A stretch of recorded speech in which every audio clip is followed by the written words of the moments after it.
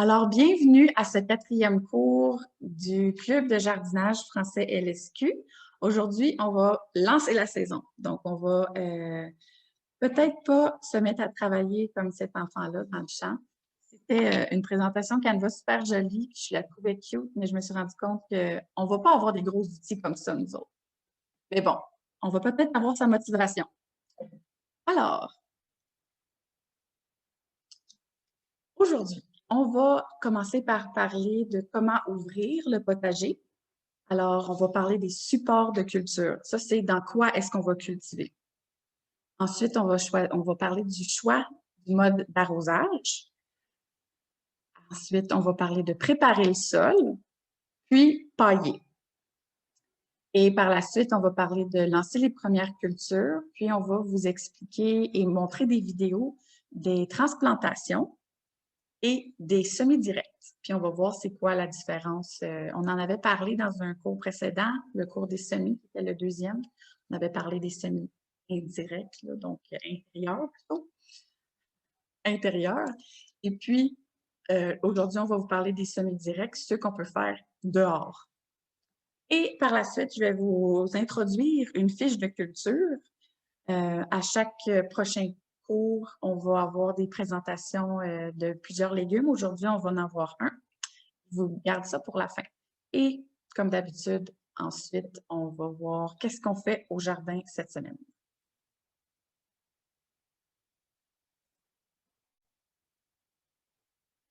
Donc, premièrement, le choix du support de culture. Je sais que plusieurs d'entre vous, peut-être, avaient juste un petit balcon pour cultiver. Ça va vouloir dire que vous allez plutôt prendre des pots ou des jardinières faites sur le long, par exemple, mais rien de trop lourd, comme un gros bac en bois, selon votre poids permis sur votre balcon. Mais il y en a d'entre vous qui, soit vous le faites dans votre cour, puis vous avez plus d'espace, puis il y en a aussi qui vont venir participer au jardin qu'on va avoir ici dans nos bacs. Donc, c'est intéressant de savoir comment s'y prendre selon le type de support. Alors, est-ce qu'on le fait dans un pot, dans un bac? Commençons par voir les pots et les jardinières surélevées.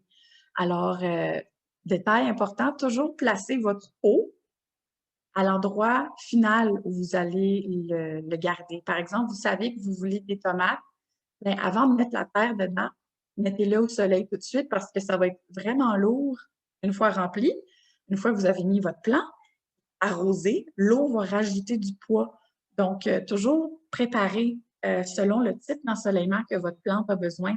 Pensez-y avant de commencer à remplir vos pots et vos bacs. Donc, aussi, je vous recommanderais de préparer votre liste de matériel et d'arrosage et s'assurer qu'on ne manque de rien. Puis, par la suite, lorsqu'on est rendu à remplir les pots, vous pouvez mettre votre terreau en sac ou mais ensuite, vous pouvez mettre du compost sur le dessus. Pas besoin de tout mélanger. Si vous avez des bacs en bois, je sais qu'il y en a quelques-uns de vous qui avaient des bacs en bois dans votre cour, eh bien, ça peut être un bel avantage d'installer du géotextile, qui est comme une toile noire. Ça s'achète en centre-jardin, même au Rona. Puis, ça permet de préserver le bois, éviter des problèmes de racines qui viendraient comme se glisser dans votre bac. Puis, c'est ça, ça protège le bois parce qu'on va le voir tantôt. Il y a certains bois qui sont super, qui durent très longtemps, puis il y en a d'autres qui sont un peu plus à risque de pourriture ou de se faire manger par des insectes. Alors, une fois que vos pots ou vos bacs sont remplis, vous pouvez mettre votre transplantation ou même vos graines qui sont prêtes. Puis là, ben, on va mettre le paillis. Si vous transplantez ou si vous mettez des graines directes, la méthode de paillage va être différente parce que vous voulez laisser de l'espace pour laisser sortir vos petites graines qui sont des semis directs. On va voir une vidéo tantôt qui va expliquer comment mettre le paillis une fois qu'on a mis quelque chose en terre selon le type que c'est. Et ensuite, détail intéressant, eh bien, ceux qui se partent une nouvelle planche de culture ou qui se partent un bac, puis vous avez besoin de beaucoup de terre, vous pouvez économiser en achetant de la terre en vrac. Donc, si c'est un gros camion qui va venir livrer de la terre chez vous sur une bâche, donc c'est facile à ramasser à la fin, mais ça fait que vous évitez tous les sacs de plastique. C'est facile à prendre dans nos mains, mais après ça, on se ramasse avec beaucoup de déchets. Une fois qu'on a mis la terre dans nos pots ou nos bacs, on a beaucoup de sacs de plastique qui nous restent. Soit vous pouvez les utiliser pour ramasser vos déchets ou même cultiver dedans. Il y a des gens, des fois, qui aiment faire des patates. Mais sinon, c'est ça, ça crée des déchets. Alors, un conseil qu'on peut vous donner, c'est plus écologique, puis ça vient directement chez vous, c'est de commander de la terre en vrac, puis les prix varient selon d'où vous le prenez, mais c'est une belle alternative.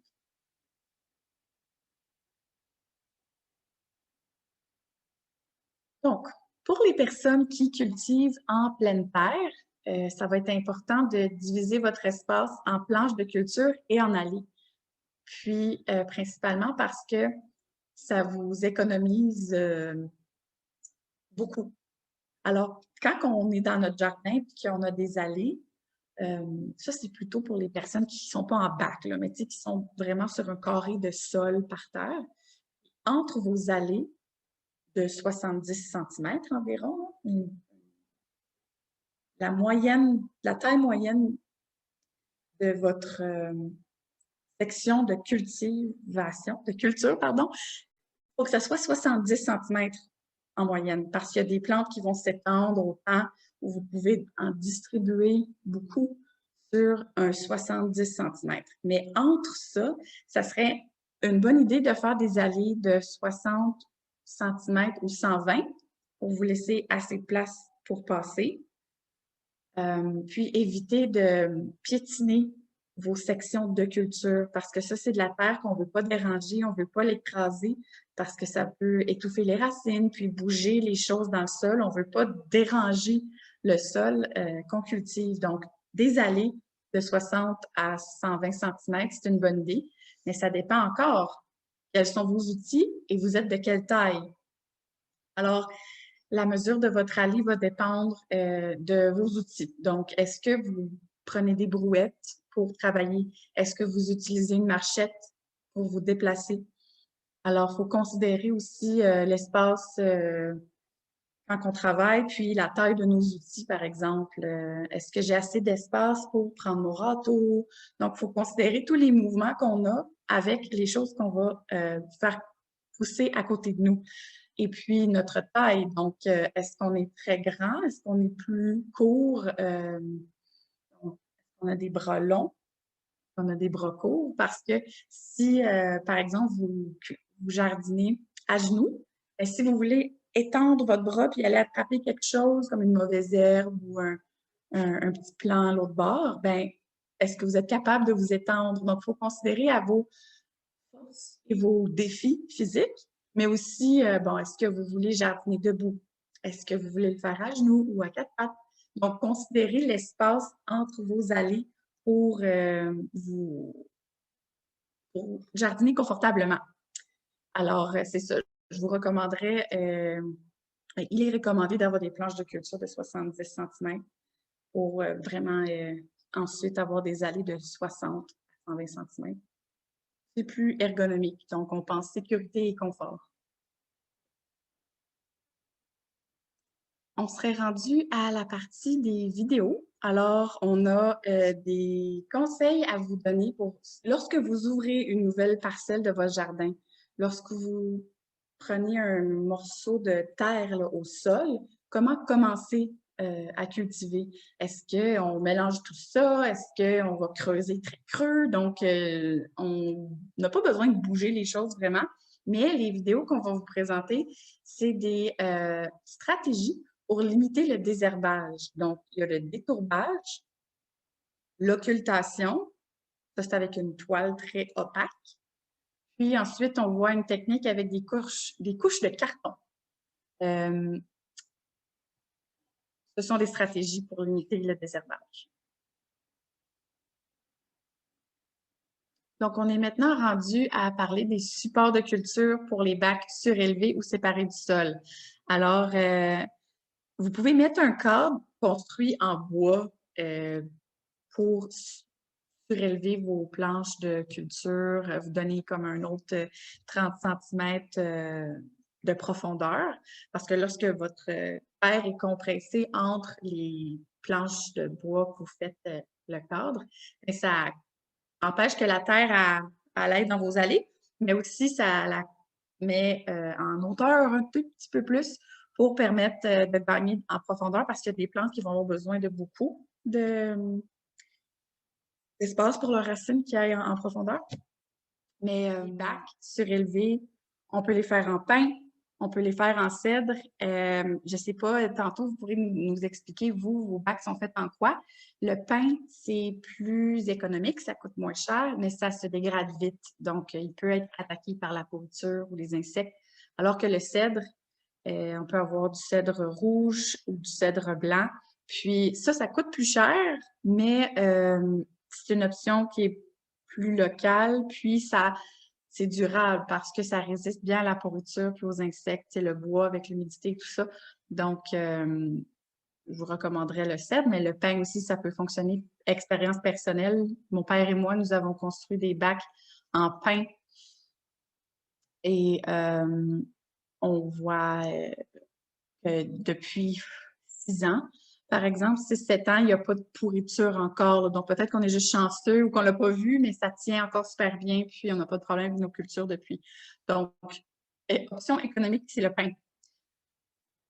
Puis, il y a des bacs que vous pouvez faire à même le sol. Donc, c'est un avantage, c'est que la vie du sol qui est déjà là en dessous de votre bac peut contribuer à la santé de la terre dans votre bac.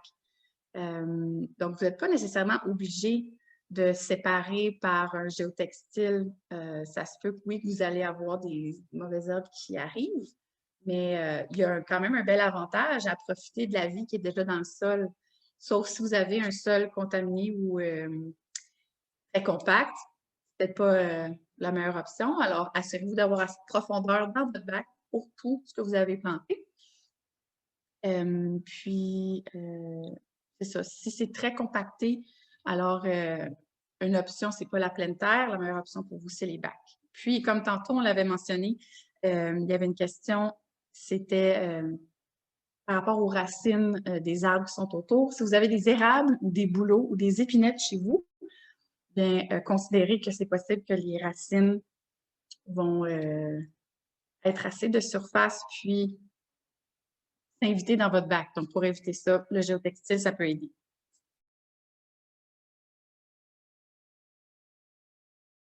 Maintenant, on est rendu à parler du mode arrosage. Alors, détail important à savoir, pour vos légumes sont très capricieux avec l'arrosage. Ils aiment ça avoir de la stabilité. Donc, ils peuvent vivre un stress hydrique. Un stress hydrique, c'est quand il y a des perturbations dans l'arrosage. Donc, soit qu'à un moment donné, ils ont super soif, ou on fait de l'arrosage en dents de scie. Donc, super arrosé, très peu arrosé, super arrosé, très peu arrosé. Ça les perturbe beaucoup. Donc, elles aiment ça, quelque chose de stable, puis un sol constamment humide. Mais pas détrempé, mais humide. Alors, le meilleur moment pour arroser, c'est lorsqu'on voit que la surface est un peu sèche, mais que lorsqu'on met nos mains à l'intérieur du bac ou dans le sol, on peut voir qu'en profondeur, c'est humide. Donc, il faut toujours conserver cette humidité-là. Alors, des conseils généraux pour l'arrosage, c'est préférable de le faire le matin parce que l'air est plus frais, puis le soleil est moins fort, ce qui va faire que les gouttes d'eau sur vos plantes ne vont pas faire des effets loupe puis brûler les feuilles. Et puis, ça donne une chance aux feuilles de sécher au cours de la journée. Parce que si vous avez des feuilles qui sont mouillées tout le temps, ça peut causer des maladies. Alors, on va voir quel type peut prévenir un peu là, ces genres de humidité constante sur les feuilles qu'on ne veut pas. Mais il va falloir considérer ça dans votre type d'arrosage, effectivement. Donc, par la suite, considérez votre espace, puis votre temps et l'effort physique. Donc, par exemple, que votre source d'eau est très, très loin de ce que vous voulez arroser, vous allez devoir penser à peut-être vous procurer une arrosoir, un boyau d'arrosage ou même, bon, est-ce que vous voulez utiliser l'eau de la ville ou est-ce que vous voulez utiliser de l'eau de pluie? Donc, vous pouvez attacher, comme dans l'image qu'on voit ici, vous pouvez rattacher un baril qui ramasse l'eau de pluie sous votre gouttière. C'est une belle option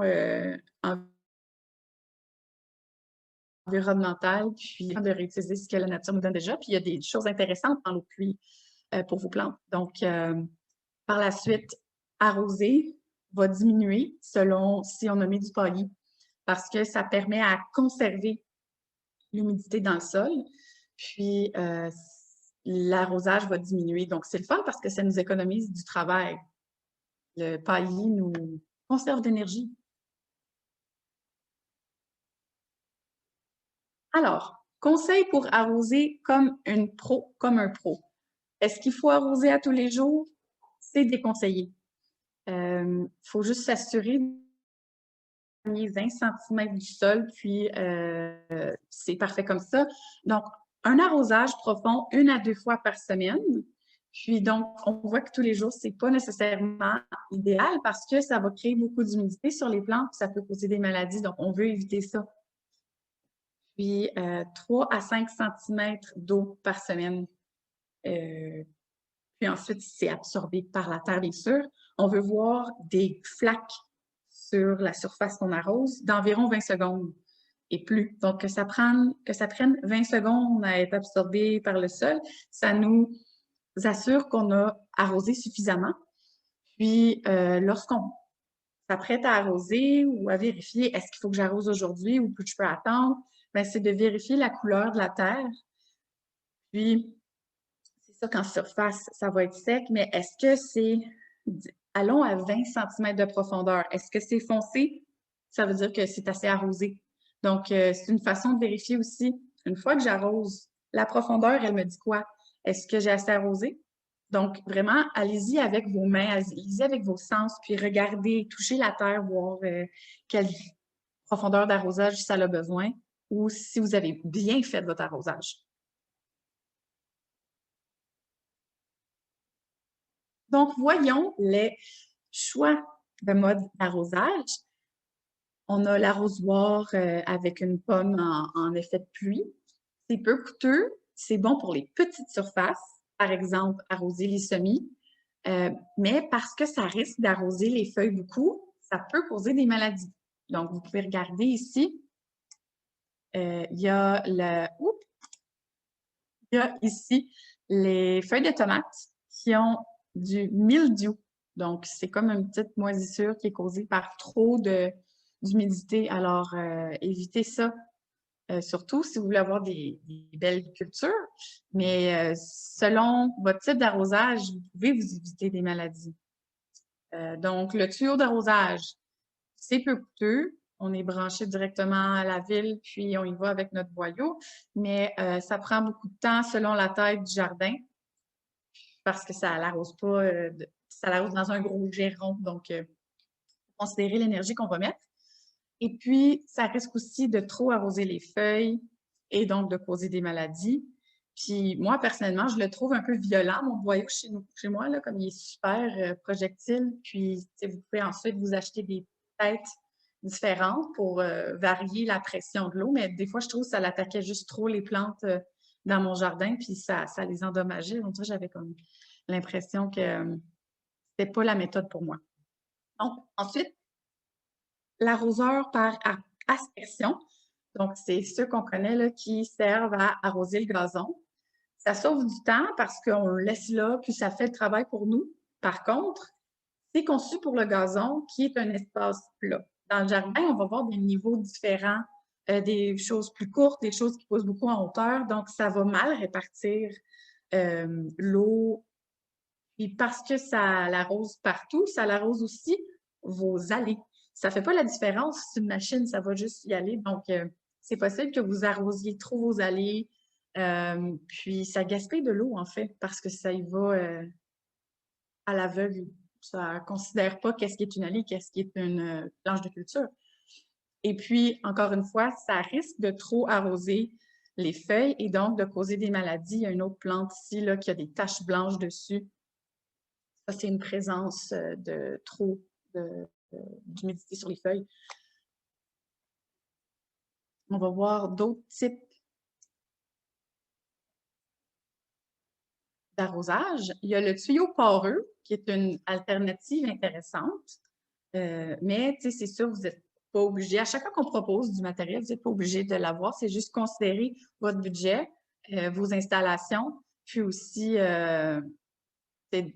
considérer qu'il va falloir prévenir des maladies des plantes. Donc, pas nécessairement acheter les tuyaux qu'on vous propose ici, mais si vous utilisez les autres alternatives qu'on a présentées tantôt, ça serait de s'assurer de ne pas trop arroser les feuilles, donc faire attention. Mais pour le tuyau poreux, aussi appelé tuyau suintant, c'est un outil intéressant. C'est plein de petits trous qui va...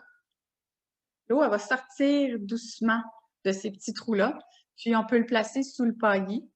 C'est 30 $ pour 15 mètres, donc la majorité de nous, on a suffisamment d'espace, mais on n'a peut-être pas 15 mètres de long. Donc, c'est une belle alternative pour ce coup-là. Puis, on peut le laisser dans notre jardin à l'hiver parce que l'eau, elle en sort finalement. Et donc, elle ne va pas geler à l'intérieur, il n'y aura pas de bris ou de problème. Donc, on peut le laisser au sol. Donc, alternative intéressante. Ensuite, le tuyau goutte à goutte, qui a un peu le même principe. Vous pouvez voir ici que c'est un long tuyau avec des trous à tel nombre de mesures. Là. Donc, ce n'est pas les trous qui sont partout, c'est des trous à quelques espaces de près en intervalle. Puis, le désavantage avec celui-là, c'est qu'il doit être enlevé pour l'hiver parce que l'eau reste à l'intérieur, puis ça pourrait geler. Donc, ça vous ajoute du travail. Et par la suite, pour ceux qui arrosent, vous pouvez ajouter des minuteries. Donc, soit une minuterie automatique qui peut vous permettre de désigner des heures d'arrosage. Il faut considérer aussi, durant les canicules, il y a comme des temps à la ville qu'on peut arroser ou qu'il faut se restreindre. Donc, il faut considérer ça quand on ajuste notre minuteur. Mais ça peut être vraiment un bel outil pour nous aider là, à arroser parce que parfois on peut oublier ou même on peut s'acheter un détecteur d'humidité et de pluie. Donc, c'est un détecteur qu'on met au jardin, puis il va calculer l'humidité de la terre, mais l'humidité dans l'air parce que s'il pleut, bien, on n'a pas besoin d'arroser. Donc, en les mettant ensemble, ça peut nous donner un beau système d'arrosage. Ça peut nous éviter, ça peut nous économiser de l'énergie. Donc, petit retour par rapport à préparer le sol. Ceux qui... il y avait une question tout à l'heure dans le groupe, puis il y a une personne qui a dit, mais si j'achète juste de la terre pour un pot, puis j'ai pas besoin d'ajouter quoi que ce soit, mais l'avantage, c'est qu'on a peu de choses à faire, puis on a simplement à ajouter le fertilisant au moment de la culture. Donc, vous pouvez planter vos choses, puis là, répandre votre compost par-dessus, c'est parfait comme ça. Puis, une chose que vous pouvez vérifier, c'est le pH parce que les terres trop acides, les plantes n'aiment pas ça. Il y a certaines plantes qui peuvent survivre là-dedans, mais pour avoir des bonnes cultures, idéalement, c'est 6,5 ou 7. Donc, on a une vidéo pour faire ce test-là. Vous pouvez vous y référer dans le Trello. Et donc, autre conseil, la terre noire, c'est déconseillé. On peut l'acheter à très bon marché, 1,99 $, puis on peut penser qu'on fait une aubaine, mais en fait, c'est super acide, puis souvent de mauvaise qualité. Donc, je connais des jardiniers qui l'utilisent puis qui ajoutent des choses, mais vraiment, c'est déconseillé de prendre la terre noire parce qu'on ne sait pas trop d'où elle vient, cette terre-là, alors que de la terre à jardin, on sait effectivement qu'est-ce qu'il y a dedans. Alors, la terre noire, c'est pas si cool que ça, finalement. Donc, détail important pour les personnes qui travaillent le sol. Je sais qu'il y en a quelques-uns d'entre vous qui avaient des bacs. c'est pas nécessaire à toutes les années d'aller avec des outils puis de tout chambarder ce qui se passe dans le sol parce que ça perturbe ses habitants. On connaît les vers de terre, mais il y a aussi d'autres habitants qui font leur travail et que quand on prend la terre qui est plus au fond et qu'on la ramène en haut, bien, il y a des choses qui sont au fond, il y a des particules, il y a des habitants du sol, nos alliés qui nous aident à avoir des bonnes cultures. Donc, il y a de la vie qui n'aiment pas l'oxygène ou la lumière, qui fonctionnent en bas, dans les couches, loin du soleil. Donc, si on les amène à la surface, bien, ça dérange l'équilibre qui est déjà dans la terre. La nature est vraiment généreuse comme ça, donc on n'a pas nécessairement besoin de tout prendre puis virer parce que ça perturbe les éléments du bas en les amenant vers le haut. Donc, ça peut appauvrir votre sol si on va jouer là-dedans. Expérience personnelle, mon père fait ça, puis là, je vais lui conseiller d'éviter d'aller bouger parce que, bon, les habitants du sol font leur travail pour nous, puis notre jardin va vraiment mieux s'en tirer. Alors, c'est une bonne nouvelle parce que ça veut dire qu'on n'a pas besoin de mettre beaucoup d'énergie dans le sol. On a juste besoin de vérifier qu'est-ce qu'on doit ajouter. On peut faire des tests comme le test de pH. Donc, le ver de terre, lorsqu'on travaille le sol, ben, on pourrait peut-être le couper. Alors, lui, c'est vraiment un bon allié qui mange les déchets du sol, puis ses déjections, donc ses caca, sont super riches. Alors, ça nourrit notre espace de culture. Donc, il va se promener dans la galerie, dans le sol, puis il creuse des trous. Donc, ça fait des galeries, ça aère le sol, c'est génial. On ne veut pas les déranger, ceux-là. Donc, on ne va pas bouger trop la terre, à part la première fois qu'on ouvre une planche de culture. Donc, si c'est un nouvel espace, c'est compréhensible que ça va bouger beaucoup, mais limitez aussi euh, le bêchage et tout ça. C'est pas super nécessaire. Donc, parfois, on va parler d'amendement du sol. Puis ça, c'est tout ce qu'on ajoute pour améliorer la structure ou l'acidité du sol. Que ce soit du compost ou n'importe quel ajout qu'on va faire. Il est préférable de, comme je viens juste de dire, de ne pas trop jouer dans la structure du sol. La nature est vraiment généreuse, puis ça fait beaucoup de choses déjà pour nous. Alors, l'important, c'est juste de, par exemple, si vous voulez en ajouter, le déposer à la surface de la terre. Pas besoin d'aller creuser puis d'aller mélanger tout ça. Donc, mettez-le à la surface, puis vous pouvez passer une binette ou une fourche à dents, puis juste faire des trous d'aération. Ensuite, passer avec un râteau, mais c'est pas nécessaire d'aller perturber la vie du sol. Puis, à la fin, on paille. Donc, par la suite, l'engrais, vous pouvez le mettre par-dessus.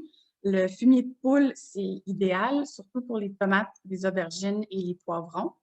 Donc, le fumier, on peut juste le mettre sur le dessus à la toute fin.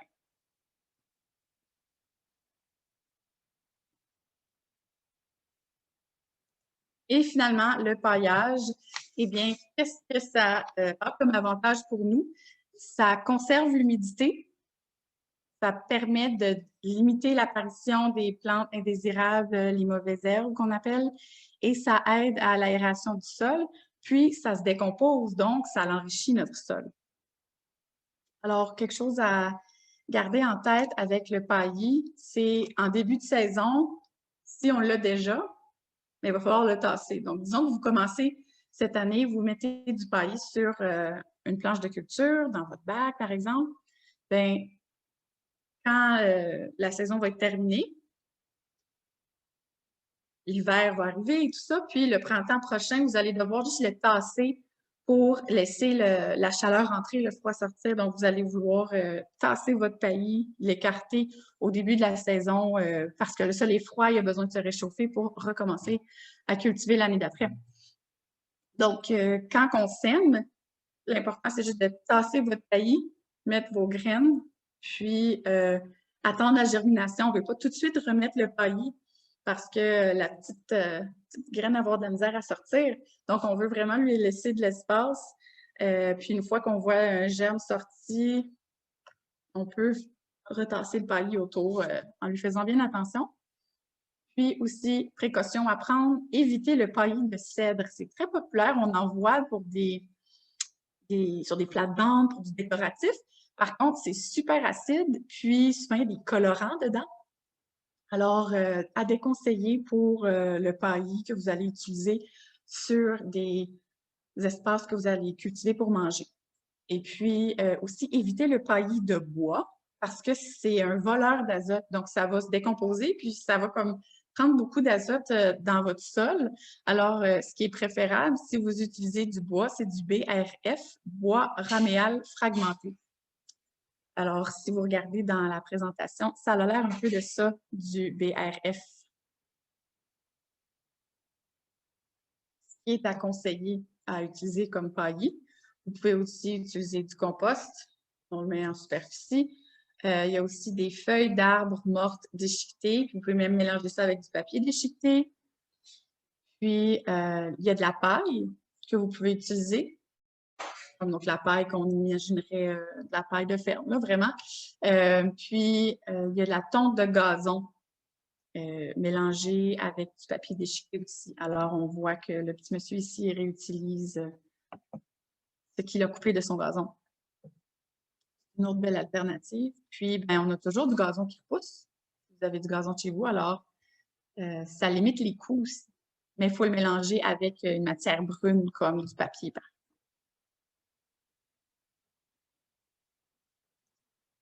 Alors, on est rendu à lancer les premières cultures et il y a les semis directs, comme on avait vu. Il y a les semis qu'on a partis à l'intérieur qui vont devenir des transplantations.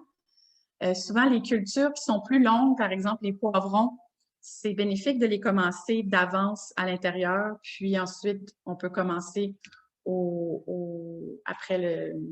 lorsque la température le permet, on peut commencer à les transplanter dehors. On a des vidéos pour les transplants. Je prendrai un petit 2 minutes pour vous les montrer. Et puis, je vous expliquerai aussi le processus d'acclimatation parce que quand on part quelque chose à l'intérieur, on ne peut pas simplement le transporter dehors tout de suite puis le mettre dans la terre. Ça va lui donner un choc. Donc, pour limiter ce choc-là, puis s'assurer que la petite plante survive, il y a des étapes. Donc, en gros, c'est 5 étapes. Il faut réduire l'arrosage. Ensuite, on amène les plantes progressivement dehors. Donc, le jour à l'ombre, pas plein soleil, ça va être super choquant pour eux autres.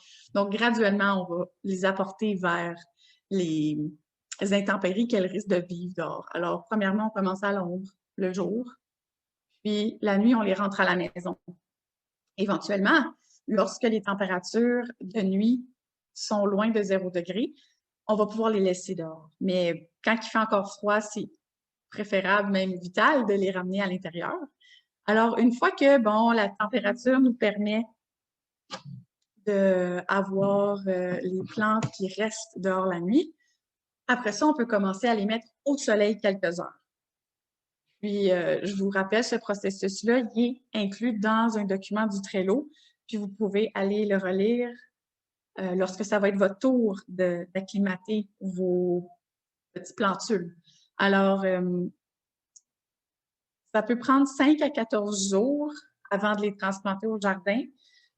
Puis au printemps, l'acclimatation va durer 2 semaines, alors qu'à l'été, ça va durer quelques jours. La température est plus clémente, on va graduellement. Et puis par la suite, vous êtes prêt à transplanter.